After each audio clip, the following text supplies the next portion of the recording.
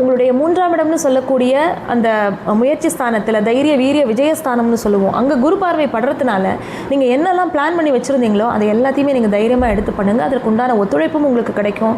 அது வந்து வேலை செய்கிற இடமாகட்டும், தொழில் நிறுவனமாகட்டும், எல்லாமே ரொம்ப நல்லபடியாகவே போகும். ஆனால் இதில் வந்து நீங்கள் என்ன கவனமாக இருக்கணும் அப்படின்னா, டோட்டலி நம்பி ஒருத்தர் கையில் போய் ஃபுல் பொறுப்பையும் கொடுத்துடாம நீங்கள் உங்களுடைய மேற்பார்வையில் நீங்கள் அதை செய்கிறதுங்கிறது ரொம்ப ரொம்ப நல்லது. நிறைய ட்ராவல்ஸ் இருக்கும், சுப விரயங்கள் நிறைய இருக்கும். ஆனால் அது எல்லாமே வந்து நீங்கள் உங்களுடைய ஒரு க்ரோத்துக்காக தான் அப்படிங்கிறத நீங்கள் புரிஞ்சு பண்ணுறது நல்லது. ஒரு பைசா செலவழிக்கும் பொழுது இது இதுக்காக தான் பண்ணுறேன் அப்படிங்கிறத அந்த கணக்கு வழக்க நல்லா தெளிவாக வச்சுக்கோங்க. அடுத்ததாக உங்களுக்கு வந்து 8ஆம் இடத்துக்கு வந்து சுக்கிர பகவான் நகர்வர், அதாவது சிம்மராசிக்குள்ளே பிரவேசம் பண்ணுவார். அங்கே கேத்துவும் இருக்கார். அப்போது அந்த கையில் புரள்ற மணி அந்த விஷயங்களில் கொஞ்சம் கவனமாக இருக்கணும். விலை உயர்ந்த பொருட்களை ஹேண்டில் பண்ணும்போது கவனமாக இருக்கணும். இது மட்டும்தான் கொஞ்சம் எச்சரிக்கையாக இருக்க வேண்டிய காலகட்டம். மற்றபடி வேறு எந்த பெரிய குறை அப்படிங்கிறது எதுவும் கிடையாது. இந்த ஜூலை மாதத்தில் அந்த முற்பகுதிங்கிற காலகட்டம் வந்து உங்களுக்கு ஓகேவாக இருக்குது. பிற்பகுதியில் மட்டும் கொஞ்சம் நிதானத்தோடு நீங்கள் நடந்துக்க வேண்டியது ரொம்ப ரொம்ப அவசியம். வேலையில் இட மாற்றம், வேலை மாற்றம், ஒரு ப்ரமோஷன், இல்லை ஒரு இது change of place, that is transfer, இந்த மாதிரியெல்லாம் காத்துட்டுருக்கிறவங்களுக்கு எல்லாருக்குமே அது எல்லாமே மனமலன்னு கிடைக்கும். ஒரு காம்படிட்டிவ் எக்ஸாம் எழுதியிருக்கேன், அதில் எனக்கு நல்லபடியாக ரிசல்ட் வருமா, நான் அடுத்ததுக்கு குவாலிஃபை ஆகி போவேனா அப்படின்னா அது எல்லாமே நல்லபடியாக நடக்கும். இதில் எதுலேயுமே என்ன பிரச்சனையும் வராது. ஒரு விட்டு போன இதை கூட நீங்கள் எடுத்து செய்யக்கூடியதாகவே இருக்கும். அதனால் மகர ராசி மகர லக்னத்துக்கு ரொம்ப சூப்பரான காலகட்டமாக இருக்குது. கொஞ்சம் உங்களுடைய அந்த முன்கோபம் அப்படிங்கிறத மட்டும் கொஞ்சம் நீங்கள் கைக்குள்ளே வச்சுக்கிறது ரொம்ப ரொம்ப அவசியமாக இருக்குது. மகர ராசி அல்லது மகர லக்னக்காரர்களுக்கு உங்களுக்கு வந்து இந்த குரு பயிற்சிக்கு அப்புறமே வந்து குருவுடைய பார்வை உங்களுக்கு சமசப்தமமாக உங்கள் ராசி லக்னத்தில் விழறதுன்னு சொல்லியிருக்கோம். அது வந்து ஒரு நல்ல விஷயம்தான் உங்களுக்கு. ஏன்னா ஒரு குரு வந்து 6ஆம் இடத்துக்கு போய் அமர்ந்து கொண்டு இருக்கும்போது நிறைய பேருக்கு வேலையில் பிரச்சனை, ஆரோக்கியத்தில் ரொம்ப ப்ராப்ளம், அந்த ஏஜுக்கு தகுந்த மாதிரி ஆரோக்கியத்தில் ரொம்ப பிரச்சனை, எதிர்பாராத நேரத்தில் இந்த மாதிரி ஒரு சிக்கல் வந்து நான் மாட்டின்ட்டேன். ஸோ அது வந்து பிஸ்னஸ்லேயே ரொம்ப பெரிய பாதிப்பை ஏற்படுத்தின்னு வாழ்க்கையோட முக்கியமான கட்டத்தில் தவிச்சவங்கெல்லாம் நிறைய பேர் எனக்கு தெரியும்.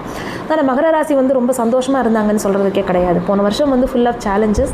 ஆனால் அதில் எல்லாத்துலேயுமே வந்து சனி பகவானுடைய அந்த போராடும் குணம் அது மட்டும்தான் உங்களை தாங்கி நின்னது அப்படின்னு சொல்லலாம்.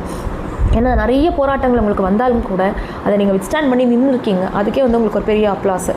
இப்போ குருவுடைய பார்வை உங்கள் ராசி லக்னத்துக்கு நேராக படுறதுனால இப்போ வந்து உங்களுக்குன்னு இதுதான் வழின்னு நீங்கள் பிளான் பண்ணி வச்சுருப்பீங்க. அதில் இருக்கக்கூடிய தடங்கல்கள்ங்கிறது உங்களுக்கு பெருசாக எதுவுமே கிடையாது. 2ஆம் இடத்தில் இருக்கக்கூடிய ராகு என்ன பண்ணுவார்னா, குடும்ப அமைப்பு அப்படிங்கிறதுல மட்டும் சின்ன சின்ன சலனங்களை அப்பப்போ கொடுத்துட்டே இருப்பேன். ஒரு எஜிடேஷன் இருந்துகிட்டே இருக்கும் அந்த இடத்துல. நம்ம வந்து ஒரு கடினமான வார்த்தைகளை சொல்லிடுவோம். ஏன்னா இப்போ தான் ஒரு போராட்டத்துக்கு அப்புறம் நம்மளுடைய ஃபோக்கஸ் வந்து நீங்கள் ரொம்ப கரியர் ஓரியன்ட், அது வந்து சொல்லவே வேண்டாம். எனக்கு என்னோடய வேலை, என்னோடய தொழில், அந்த மாதிரி அதுதான் ஜீவனம், அதுதான் என்னுடைய இயக்கமே, அதை பொறுத்து தான் இருக்குங்கிற மாதிரி தான் நீங்கள் இருப்பீங்க. ஏன்னா மகர ராசியில் தான் வந்து செவ்வாய் பகவான் வந்து உச்சமாகிறார். அப்போது ஒரு எனர்ஜிங்கிறது உங்களுக்கு ரொம்ப ஹையாக இருக்கும். வெளியில் அது பார்க்குறதுக்கு தெரியாது அப்படின்னாலுமே உங்களுக்குள்ளே அப்படி ஒரு எனர்ஜி இருக்கும்.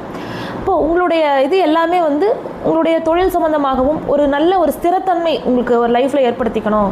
ஒரு நல்ல ஒரு வீடு, வாகன வசதி, ஒரு நல்ல தொழில் அப்படின்னு அந்த ஒரு எஸ்டாப்ளிஷ்டு இதாக உங்களுடைய லைஃப் இருக்கணும். அதுதான் உங்களுக்கு வந்து வாழ்க்கையுடைய எண்ணமே அப்படியாக தான் இருக்கும். அதை நோக்கி தான் நீங்கள் போயிட்டும் இருப்பீங்க. ஸோ அந்த ஒரு தனக்குன்னு ஒன்று, ஒரு கோட்டை அந்த மாதிரி தனக்குன்னு ஒன்று ஏற்படுத்திக்கணும்னு இருக்கும்பொழுது இப்போ தான் உங்கள் ஃபோக்கஸ் அதில் வந்திருக்கு. இப்போ இந்த நேரத்தில் குடும்பத்தில் இருக்கக்கூடிய அந்த சின்ன சின்ன விஷயங்கள் எல்லாம் உங்களை ரொம்பவே இரிட்டேட் பண்ணும். ஸோ அப்போ நீங்கள் என்ன எடுப்பீங்க, என்னால் இங்கே ஃபோக்கஸ் பண்ண முடியலன்னு சொல்லிட்டு இதில் கோட்டை விட்டுறக்கூடாது. ஸோ குடும்ப உறுப்பினர்கள்ட்ட பேசும்போது கொஞ்சம் அமைதியாக பேசணும். கணவன் மனைவி கொஞ்சம் விட்டு கொடுத்து போகணும். நீங்கள் எதிர்பார்த்த இழுப்புக்கெல்லாம் அவங்க வரலையேன்னு சொல்லிட்டு கோச்சிக்கக்கூடாது. இதிலெல்லாம் மட்டும் கொஞ்சம் கவனமாக இருக்கணும். வருமானத்தில் வந்து கொஞ்சம் ஒரு தொய்வுங்கிறது விழும். அதை நீங்கள் வந்து எப்படி கோப்பப் பண்ண போகிறீங்க அப்படிங்கிறதுல தான் இருக்குது. ஏன்னா உங்களுடைய முயற்சிகள் எல்லாமே ரொம்ப நல்ல பலனளிக்கக்கூடிய காலகட்டம் இது.